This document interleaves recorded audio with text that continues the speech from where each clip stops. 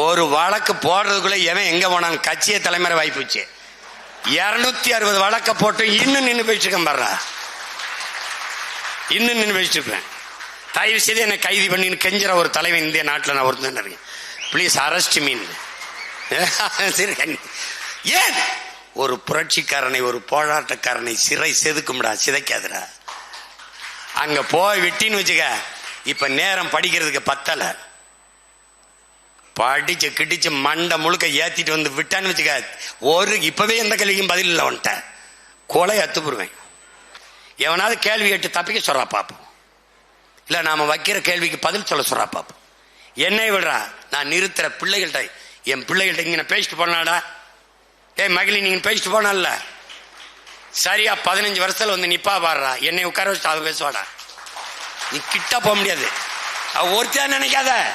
இது மாதிரி 1000 பேர் இருக்கா, புலிக்குட்டி அடகாத்து வச்சிருக்கேன், அடகாத்து வச்சிருக்கேன். திடீர்னு தாரிகானி என் தங்கச்சி எங்கெங்க வச்சிருந்தீங்க எப்படி பேசுறான்னு இன்னும் பல 1000 அணுகுண்டுகளை ஏவேன்.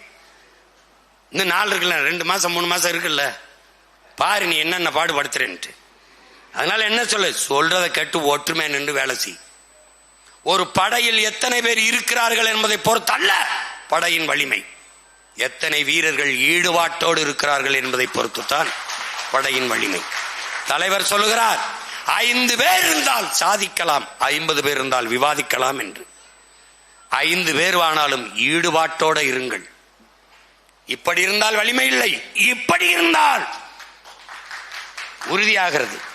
என் உடன் பிறந்தார்களே, ஒற்றுமையாக நின்று வெல்லப்பாருங்கள். இதை விட்டால் வாய்ப்பில்லை, வரலாறு தந்திருக்கிற வாய்ப்பு. எதிரியின் பலகீனத்தை கவலைப்படாதே, உன் பலத்தை பெருக்கு. களத்தில் எவன் நிற்கிறான் என்று யோசிக்காத, நீ நிற்கிறாய் என்ற திமிரோடு நில். புலி ஏன் புலி ஏண்டா கொடியில இருந்தனும், 1000 மிருகங்களோடு நின்றாலும் தனித்து நிற்கிற திமிரோடு நிற்கும்.